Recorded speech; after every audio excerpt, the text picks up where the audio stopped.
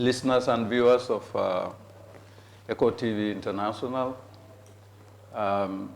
This is Larry Sise with my colleague, Dr. Lamin Mane. We are back on this Friday. We say Juma Mubarak to you. And for the Turekundas and others, we say... End of Eid. We say, Eid Karim. It's time to eat, and we found some of them eating today. We are glad to be back after a few spells, because a lot of things happened in between. But we are back, and we are going to try to tie together all the issues that have been on the horizon in the last couple of weeks. Because I have not been on some of the platforms, but Lamin has been on some platforms, and they have had some very good discussions on the issues facing the country. We want to put all of that together into one basket so that it's a one place where you can go to listen to all these issues that we've been talking about. And what are the issues? Mainly corruption, how our country is governed, and the issue of transparency and accountability within our governmental structures. And we are going to permeate all of that within the context of impunity. Why do our leaders do some of the things that they do? We'll tie all of it together for you today, hopefully in 1 hour. Yes. And once it is done, this one video clip you can use to highlight all the issues. Because I think in our last appearance here, we listed about 14 cases of corruption that are going on. And that is a part of the record. And this is just to tie all of that together so that we move to the next issues as we come along. Lamin. Thank you very much, Larry. And good morning, good afternoon to our listeners wherever you might be. And say to you all, Eid Mubarak. It's been a very rewarding month of Ramadan, so we're through with that now. Alhamdulillah. So say to all of you, Eid Mubarak, and happy to be back on with you to discuss the issues facing our country and to see how we can find solutions together to those problems. Thank you so much.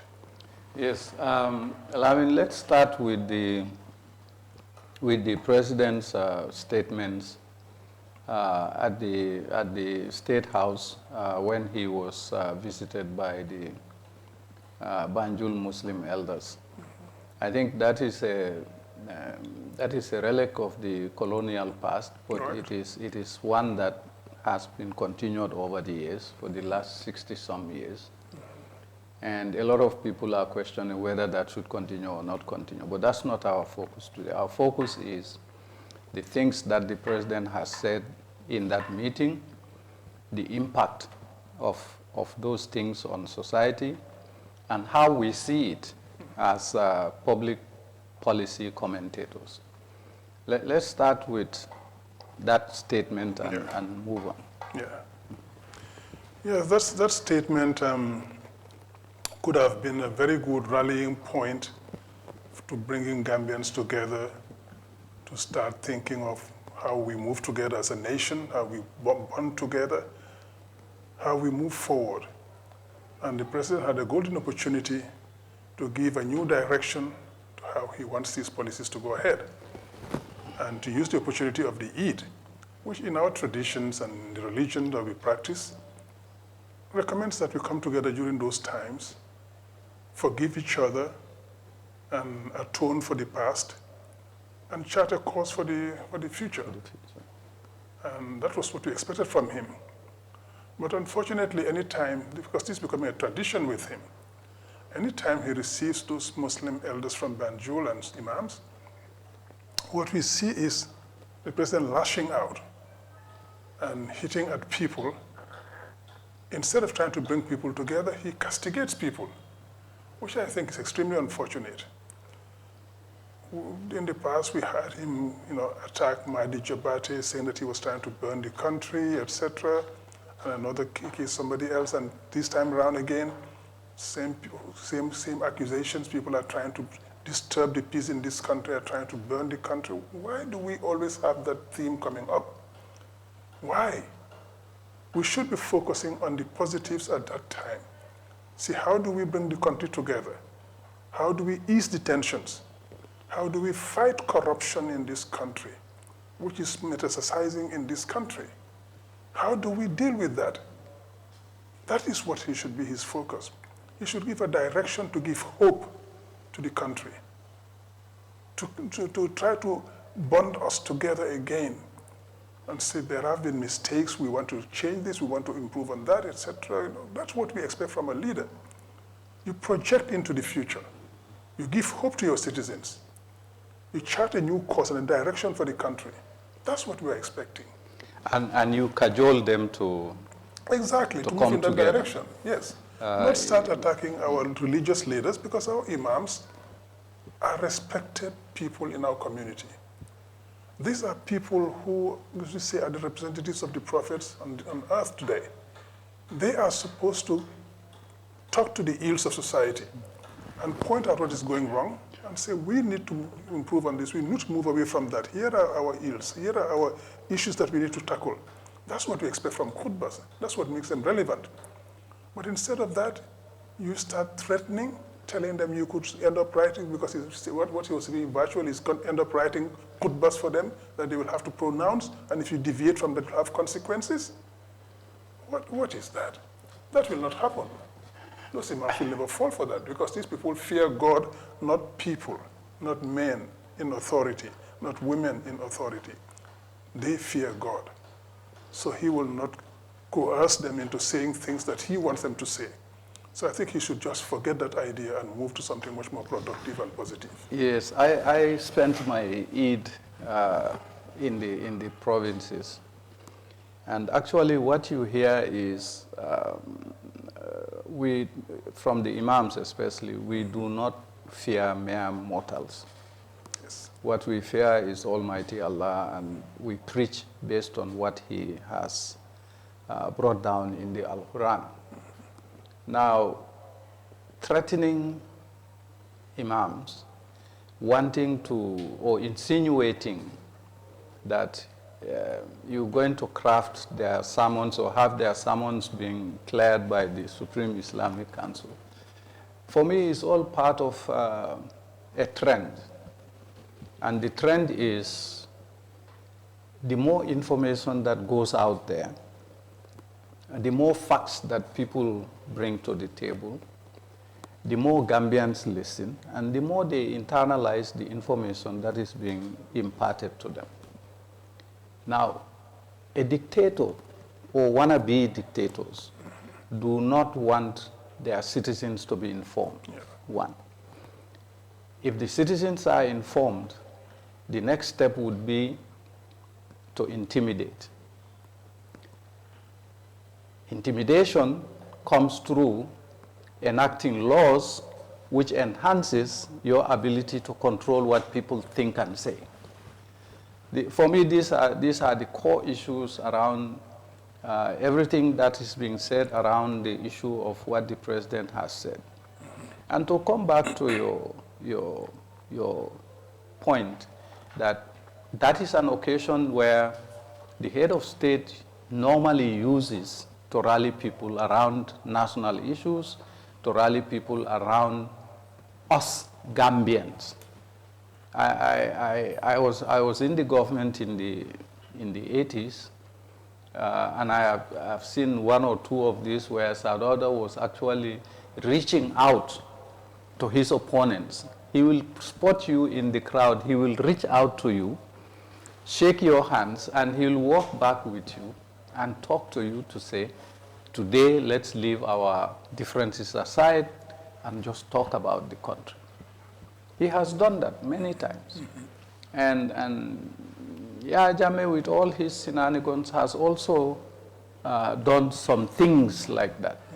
But we have never seen a situation where that pulpit is used to intimidate or to try to intimidate opinion makers. Yeah. And I think Gambians ought to know that That is happening because we are revealing things. Yeah. Things that are not personal, but things that are related to our national hopes and aspirations. The kinds of contracts this government signs, for example, the bridge contract, the GPA contract, the contracts that have been signed between NAWEC, Senelec, and Car Power. This deep sea mining that we keep talking about, and nobody is focusing on the fact that this is the last frontier for corruption in the country. And those are the things that they don't want us to talk about. Yes. And those are the things that they don't want people to hear. And those are the things that they sit and actually scratch their heads and say, but where are they getting this information? We are not getting this information through any networks anywhere other than our international connections and networks. So if anybody downplays those connections and networks, you do so at your own peril, because we know where to get this information, we know how to harness it, and we definitely know how to analyze it and come to certain conclusions. This is why when I heard that statement, I actually thought, well, this is another opportunity lost for the president to actually reach out to people that he disagrees with and says, let's talk about how to take this country to the next level, rather than trying to intimidate and scare opinion makers like us. We will continue to bring the facts as we know them on the table. No malice intended, just the basic facts. And as we have said in our last couple of programs, we do not intend to be personal with anybody. We are not going to insult anybody, even though we are at the receiving end of those things. We are going to be professional, and the information that we give out in these programs are information that are verifiable.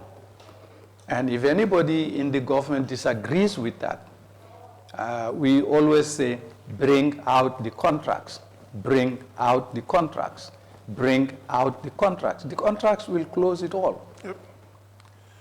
Yeah, and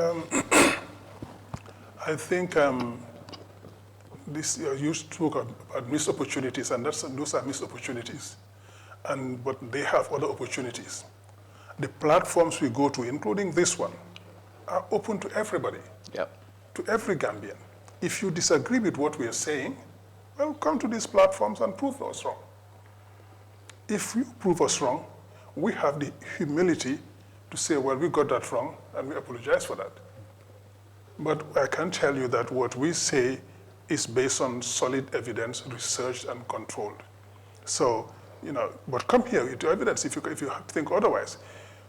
What is important is for the president and the people around him to realize that we are living in the 21st century. Information is available everywhere to who knows how to go mine it and harness it. We have connections, we have address books, and we know where to get information. And we will share that information with the Gambian people, because what happens in this country affects all of us. The wrongdoing in this country is affecting all of us and will affect the generations to come. When they sign those wrong contracts, we bear the brunt of it, but future generations will bear a bigger brunt. Our children's children. When you give away our bridge for 25 years, and we're losing so much money, and we carry so many liabilities, and you mortgage even our part of our sovereignty, because you have denied us the right to go do any projects we want, anyhow we want, where we want to, on our national territory, you are mortgaging our sovereignty. The Senegambia bridge contract, the recycling as he calls it, and the mortgaging as we call it, prevents us from developing any bridge within a 50-kilometer radius of that bridge. Which means 50 kilometers on either side of the bridge, and on every side of the bridge. So meaning basically within a 100-kilometer diameter. The radius is 50 kilometers, So you say, oh, it's not big, it's just 50 kilometers. But when you look at the diameter, it's 100 kilometers. Yeah. So within that span, we cannot develop any bridge. We cannot develop any competing infrastructure. Yeah. No roads, no bridges, no ferries, nothing that can compete the bridge. And you tie our hands for that for 25 years. And you create an economic monopoly. Exactly. That creates liabilities for this country, for us and for generations to come. Because 25 years, people born this year will probably be on the job market when that starts, when that ends. Yeah. So you're creating problems for generations to come. You compound that with the port that you want to build in Sanyang. A concession for 30 years, where you give away 80% of revenue, and only 20% comes to this country. And again, that revenue is controlled by people who are not the Gambian citizens. So we get what they tell us that they have. That is wrong. And as if that's not enough, the Minister of Transport comes on air and tells us, oh, we're going to concession out the airport as well. I say, are you guys serious? We build these things to give our country the possibility to bring in additional income, which we can use for development financing. A country cannot develop based on begging. We want to outlaw begging in this country. We have to take care of our development by doing things which create revenue for this country, develop revenue streams which will allow us to finance our development. Where we need more, we go borrow, but that borrowing will be on a win-win situation, win-win basis. We do not intend to stretch out our hands to beg. That doesn't sit well with our dignity. Yeah. So if you deny us the possibility of financing our development through our efforts, through the port, revenue accruing from the port, revenue accruing from the airport, revenue accruing from the bridge, revenue accruing from NAWEC, from Gamcel, and all these other state-owned enterprises, there were 14 of them. If you properly man those structures and you manage them properly, each one is a potential revenue stream for this country, which will be paying dividends to the government.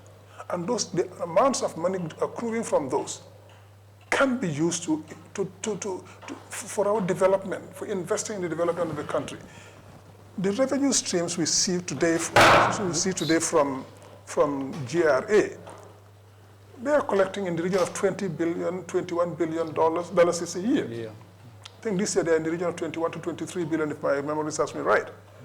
$21 billion is about half of their current budget right now. Yeah. Close to that, about 42%. If you have revenue accruing from those state-owned enterprises, which should generate resources, if you don't sell them off, if you don't concession them out, where we get peanuts from them, that will finance our development. And mind you, on the revenues generated by GRA, that 21 billion is without the leakages. Exactly. If you put plug those leakages together, you're probably in the region of 30 billion. 30 billion or more. You plug the leakages, you digitalize a lot. And I see GRA, to their credit, are doing a lot to digitalize revenue collection. Continue in that direction. I see the e-tracking of cargo. Continue in that direction. Continue digitalizing that and continue making sure that we plug the loopholes and we can collect more revenue. Yeah. And make sure that everybody pays his or her fair share of the taxes. Talking about ports, you know, I was shocked at the proposition that the percentage spread is 80-20. 80% to the Turkish company and 20% to the Gambia. But I don't think that is the full story. You see, in some of these agreements, you know, I know, they have what are called revenue sharing formula. I think that's where the story really lies, on that port thing. 80% is outrageously not in our favor. But the revenue spread I would like to see that contract. Yes, and we are entitled to see that contract because these contracts are signed in the name of the Gambian people and they create liabilities for us. We're supposed to have access to those contracts to scrutinize them and see what is right and what is not right. Because those contracts should be well designed to allow us to have sunset clauses in them, exit clauses, where we can review them, where we can exit them if we need to. They should be well designed. I hope they are. But if they are not, you give us liabilities, because one thing that we have seen with the contracts they sign, the Gambian courts do not have jurisdiction to interpret those contracts or to adjudicate on cases that might stem from those contracts. We have to go to international arbitration. Yeah. So you go to international arbitration, what they decide becomes binding on you. So even when they leave in 2026, and I'm sure the Gambian people will vote them out, whoever comes inherits those bad contracts. Yeah. And then you will have to find a way to maneuver your way around those contracts, to circumvent some of the clauses, to renegotiate others, which becomes a problem. So, but you have those contracts. If you properly manage those state-owned enterprises, instead of selling them off or concessioning them out or mortgaging them, enough revenue will accrue from them to finance our development. This year, our budget is 50 billion. About 53 billion. Yeah. If you get about 43% of that from GRA already, and just take the ports alone last year, they gave $4 billion in tax breaks to their friends. To their friends, yes. That is about 9% already of this year's budget. Added to the 40-something, we are over 50% already. Yeah. And then you get more revenue accruing from the port by enhancing the port operations. The airport, by getting rid of security port and all of those issues there which are putting the hamstring, constraining the airport. Take those things away and get revenue accruing from the airport as well to be used for our development. So you have the major revenue sources from the port, from the airport, from Gamcel, we could have had the same thing from there. NAWEC could be a very good source of revenue if we invest properly the money coming to NAWEC and we generate enough electricity, provide electricity for the country, export the rest, and then we can attract industries. Agricultural sector. Develop the agricultural sector, we become food self-sufficient. And we have import substitution. If we are self-sufficient in food, we save minimum $200 million a year in food imports. In food imports. We do that through import substitution. Again, $200 million. You plow that into the budget. That's a big chunk. Plus, if you develop the agriculture, the produce we get from the agricultural sector, we don't sell the raw materials, we process them locally, add value, get into the value chains, use the African Continental Free Trade Area to sell all across the continent. And create employment. Exactly. At the same time. We don't need to borrow money or very little. Yeah. We will borrow to invest further in infrastructure, in the development of certain sectors to grow the economy. You see, the possibilities for this country are limitless. Yeah. I have this habit of going back on the Jana Commission reports. When you look at the amount of money that commission has revealed, you realize that we are sitting on a gold mine. Yeah. A gold mine of domestically mobilized resources that could be brought to bear on our development. We don't need to be borrowing all this money. We don't need to be going out there and signing these lopsided contracts with entities over periods that eclipses our lifespans, if I may put it that way. So the domestic resource mobilization part is there. What we need to do is to harness that, and the way to harness that is to fight corruption. And I think that is at the bottom of everything that it's the common denominator. It's the common denominator in all of these things. You stop the corruption or minimize it to the barest minimum by dealing with those people who have incontrovertible evidence against in terms of corruption. You deal with them. We've seen countries do it. Senegal is doing it. Ghana is doing it. Burkina Faso is doing it. Other countries are doing it. But here, they don't want us to talk about these issues. Because when we talk about them, people will hear what they don't want people to hear. And that is that the money is here.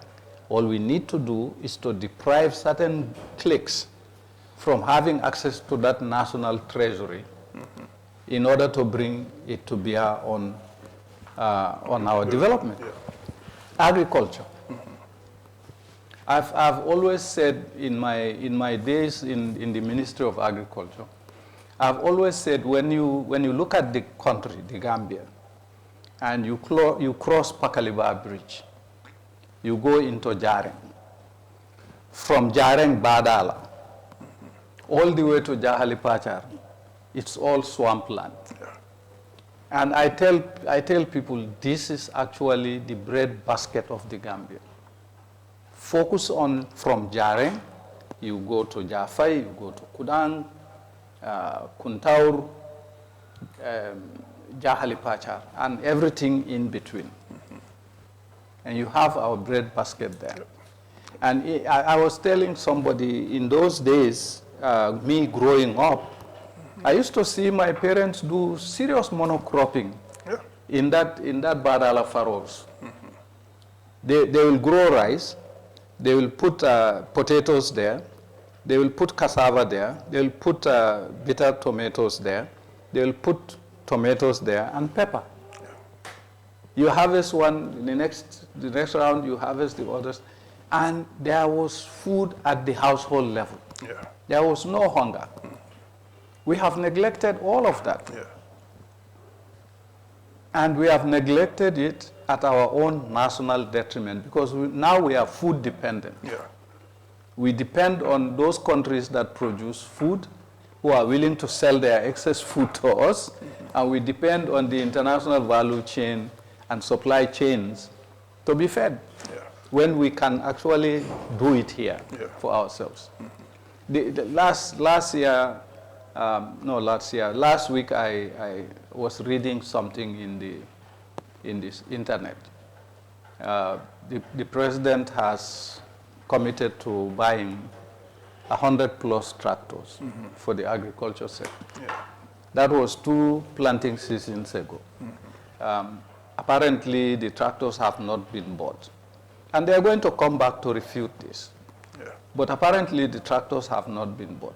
And apparently, they have not been bought because, according to that source of information on social media, Yona won the contract for the tractors to be sourced. And for some reason, it was delayed until gas was put into the equation. So you begin to see why we become skeptical about the intention behind some of these investments that they are doing in these sectors. And you have a case where instead of them focusing on agriculture, how to feed us, they are attacking our municipalities. Municipalities that are functioning. Municipalities that were inherited from them in the red. Those municipalities are in the blue now, and they are disbursing money to their constituents. Those are the attack lines. It's always Brikama, now KMC. Fire breaks out, you blame the municipality for that fire. Where is your responsibility for cleaning that place? Why blame somebody else for something that should be a national concern? If decentralization is done properly, the central government and the municipalities should be working hand in glove on solving some of these issues. But you don't control a municipality, that municipality becomes your enemy number one, and you go all out to stifle what they are trying to do. But the good thing is, when you look at the social media comments, when some of them make these accusations, you look at the social media comments. I was looking at something today, and I sent it to you guys. I said, just look at this nonsense that this man is talking about, but more importantly, look at the comments. Yeah. I counted up to 365 comments. Not one of them is positive about what was said. So we need to find a way to work together. This adversarial role that is being pushed on us cannot take the country anywhere. We have to collaborate. We absolutely need to, because development is a national endeavor, and everybody has a role to play. There should be complementarity between the local governments and central government. Yeah. Why they see Yankuba Dabo and the Brikama Area Council as adversaries to that point that they have to destroy them, just beats me. Why do we have to destroy each other? Because you think that the only way to survive is to destroy the other one? Yankuba Dabo, as you said, inherited $10 million debt at Brikama Area Council when he came there. It was run by an NPP guy. Yeah. And he left a debt of $10 million with leakages all over the place. Yankuba came, he blocked all those loopholes following an epic fight with the Ministry of Local Government and anybody supporting the ministry. He paid back the $10 million in 3 months. He managed to run that local government authority to a point where he was able to distribute $14 million back to the constituents. Yep. Each ward. $500,000 to every ward. He sunk in within the space of 1 year over 70 boreholes. He created over 350 jobs in that municipality, in that local government area. He gave scholarships to close to 3,000 kids. Yeah. All because the local area council is properly managed. Yep. It's managed by professionals who have integrity, who are not there to serve themselves, but to serve the people who elected them into office. And they are doing it most transparently. Exactly. With and accountability. You cannot stand that, say we've got to destroy this because if they succeed, they tarnish our reputation. No, emulate them, work with them, and take part of the credit. Instead of breaking all the stalls around there, instead of giving away the market that they built and the shops they built, work with them. Build more hydrants into the markets. Make sure the water supply to those hydrants from Naweg is good enough to put out any fires that could start there. Make sure that Naweg goes in there to overhaul the electricity supply system so that you don't have haphazard connections which put everybody at risk. But you see, Yankuba Dabo and co, they're saying now, we are rebuilding the market, but we're going to put in standards. Yeah. We're not going to put in any haphazard structures which could catch fire easily. We're going to do it in a way you're going to build with cement blocks or steel containers. We're going to do it in a way that if there's a fire outbreak, the fire would not spread that easily. Yeah. These people are working scientifically and in a rational manner. Work with those people. But beyond all of that, what we are seeing is what a UDP government will do when it comes to power. Yeah. This is a miniature UDP government. A government that takes to heart the interests of its constituents. A municipality and a local area council that is working with its constituents to safeguard and protect their interests, work for them to better their living conditions. If we have that at that local government level, imagine what they will do at the with a UDP government, which gives them the 60% of their development budget that they're entitled to under the Decentralization Act. Yeah. The Decentralization Act says that the central government should fund 60% of their development budget. So imagine a UDP government in place. Yankuba Dabo gives this year $1 million per ward. And next year he tells us next year he's going to give $2 million to every ward. So with a UDP government, which gives it 60% of its development budget, means that UDP government would give them $3 million extra per ward. Yeah. 60%. Over a political term. So that will be $5 million per year per ward for their development initiatives at that ward level. On top of that, you have the development at the regional level, and then development at the national level. So you have those concentric circles of development building up. You know, you and I... We are giving these people free consultation. We should be charging you for this. You and I were at the presentation of those checks in Brikama. Exactly. And I was very keenly listening to some of the ward people who received this money, the kinds of statements they were making. Mm-hmm.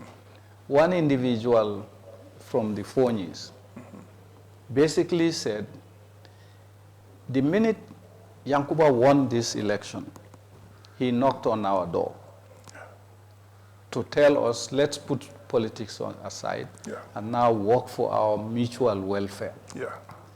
And he says they took him on the challenge. And this is the result of that, that goodwill. Exactly. And he was saying, we are in different political parties, we agree. Mm-hmm. But when it comes to development, the elections are held, somebody won. That doesn't mean that we shouldn't work with that individual to improve our conditions of living. Now, the Achilles heel of all this assault on our political assault on all our municipalities is, as you said, government is not giving them the subvention that the law says you give them. Yeah. At least that's what we are being told by these municipal leaders. And that's what's happening on the ground. And that is what is happening on the ground. So if you take decentralization to its logical conclusion, where you devolve power, devolution comes in. Yeah. That's when these councils can actually have the maximum impact on the lives of the people that they are serving. Yeah. Because you've devolved. Exactly. And you have empowered them legally to do the things that they do within the law. Yeah.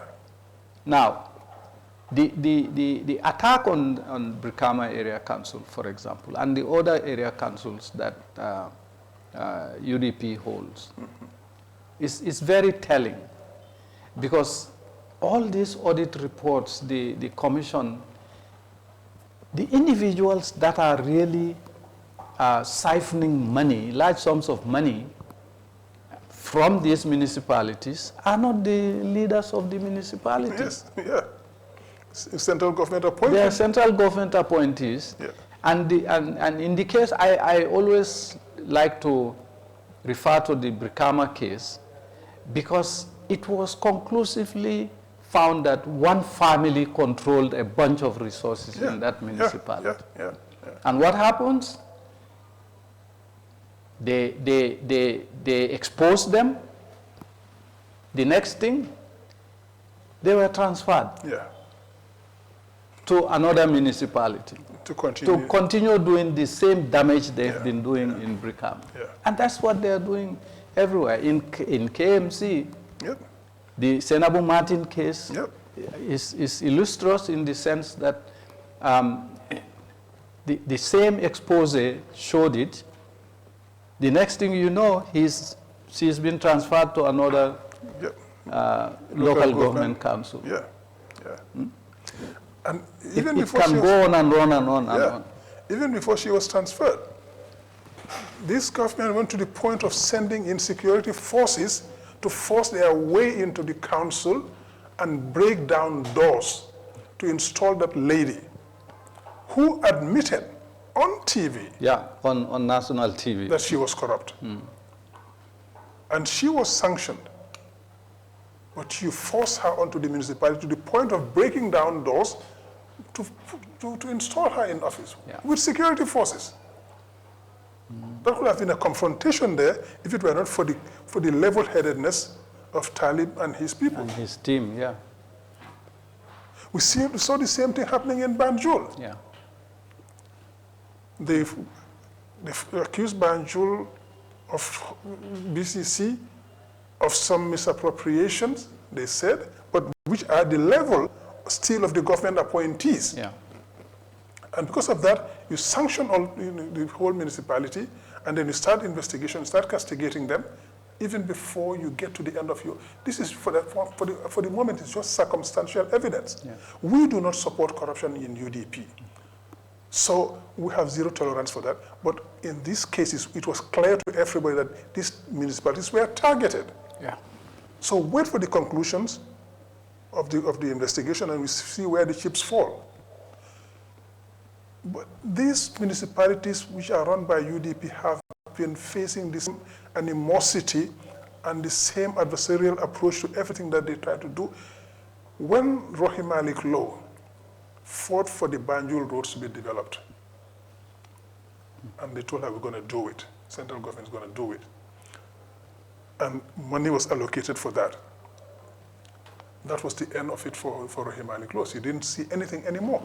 They went through their procurement process, which was not procurement really, and they gave the contract to who they wanted, and the roads. And they paid the cost that that individual wanted. Exactly. And they did everything, excluding Rohim Malik Lowe, who is the owner of the project. They excluded her from everything. They did it the way they wanted and paid how they wanted, to whom they wanted, when they wanted. These are not ways to work in a government. And so we saw this consistently in the UDP-controlled municipalities and local government authorities. Why do you have to fight the people you should be working with? Why can't you just work with them and take credit for part of the achievements? If we do this at a level where we can have compliance with the Decentralization Act, we will be achieving so much. Yeah. And everybody can take credit for it, central government and local authorities. Comply with the act and eventually lay the plans for complete devolution. Yeah. So that these municipalities can go and do the things that they know how to do. I think we are running out of time, but let's talk a little bit by way of closure, how all of this impacts what is happening. Now, those of you who in the audience who are observers of social, political, economic, cultural things on the international scene will realize that when somebody wants to control the consumption of news, the generation, analysis, consumption, internalization of news, the first place you start at is to attack media houses. $41 million was given to certain media houses to essentially become propaganda tools for the government. You see, the reason why I say Gambians are very smart, and you think you are pulling the wool over their heads, they know. Now, how many Gambians do listen to these media houses when they push government's agenda versus those who are going through independent media to get their source of information on what is going on in the country? So control of information, then intimidation, and then legal frameworks to control all those three is how dictatorships begin. And Gambians ought to be aware of that. Yeah. Yeah, absolutely. And, you know, it's the same trend in any fledgling autocracy. It's the same modus operandi. What do? You muzzle the press. You intimidate them. You arrest some. You jail some. You cut off the source of income through publicity. You do everything to stifle the press and to make it subservient. Once you do that, your wrongdoing is kept in the dark. Nobody shines the light on it anymore. Yeah. We don't see what is happening. You have achieved objective number one. Objective number two is what? Control the legislature. Yeah. So then they will vote for you the laws that you need to regulate your autocracy, to be able to control people through legal means.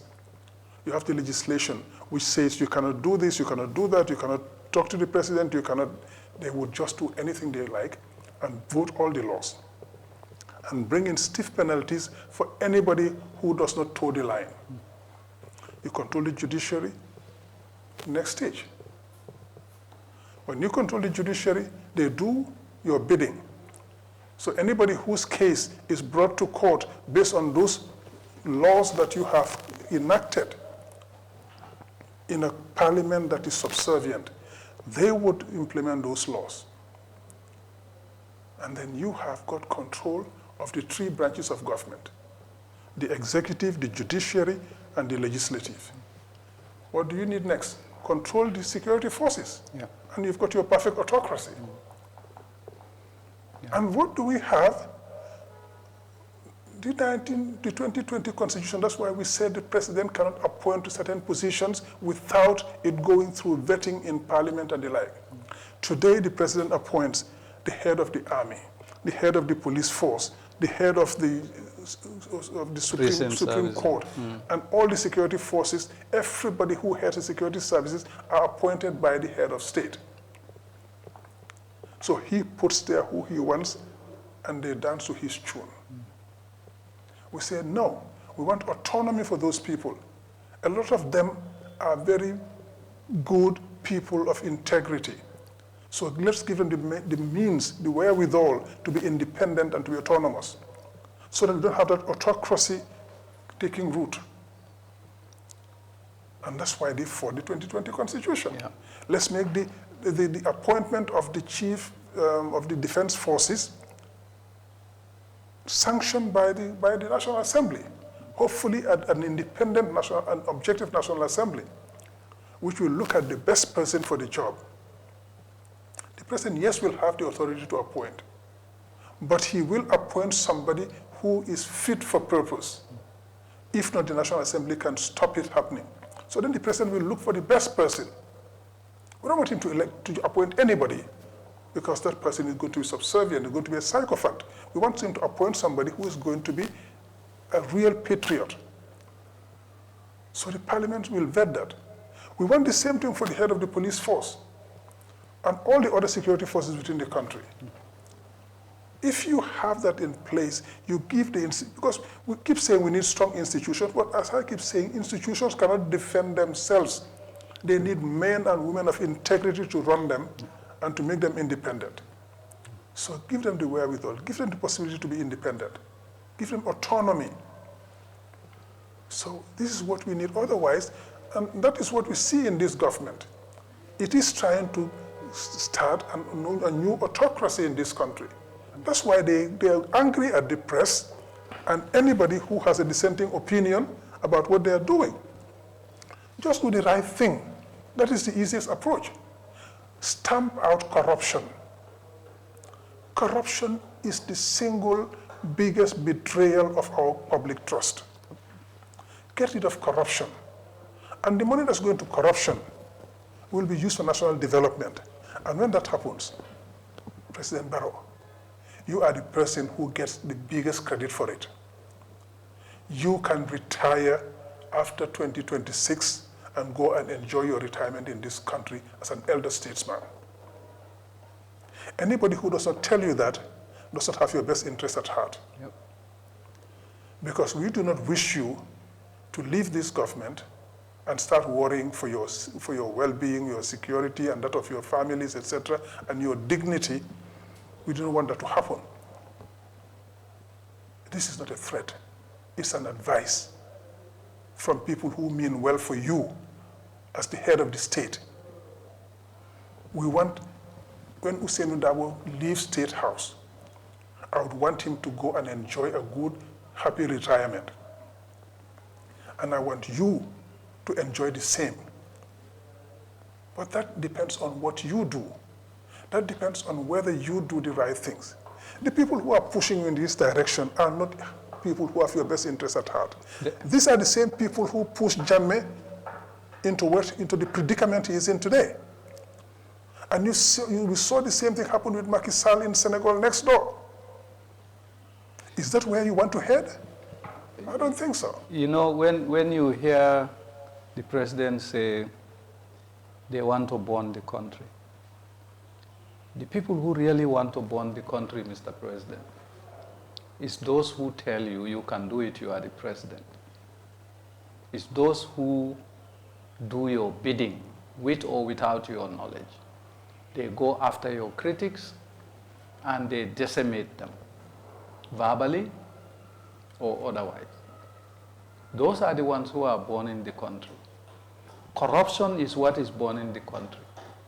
Not doing anything about corruption is what is burning the country.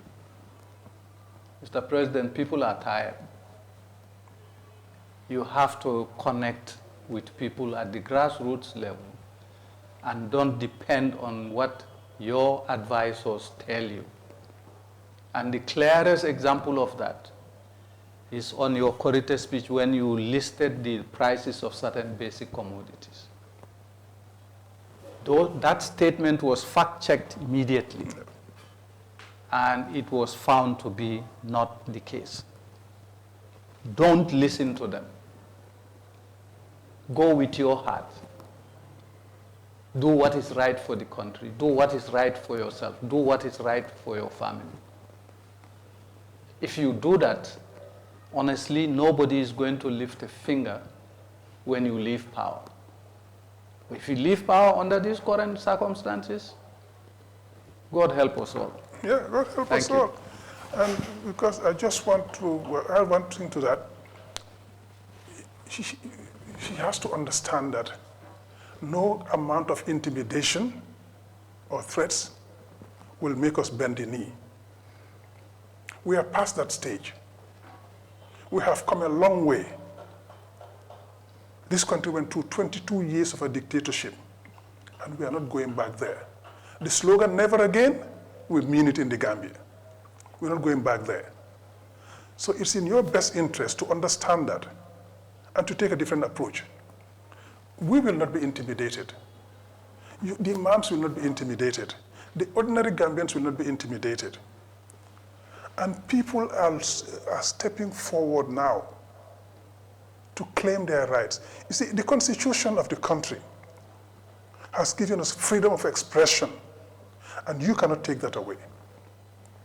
The constitution of the country makes it incumbent on us to fight anything that is going to subvert our democracy and the development of the country. The Constitution makes it incumbent upon us, it's an obligation.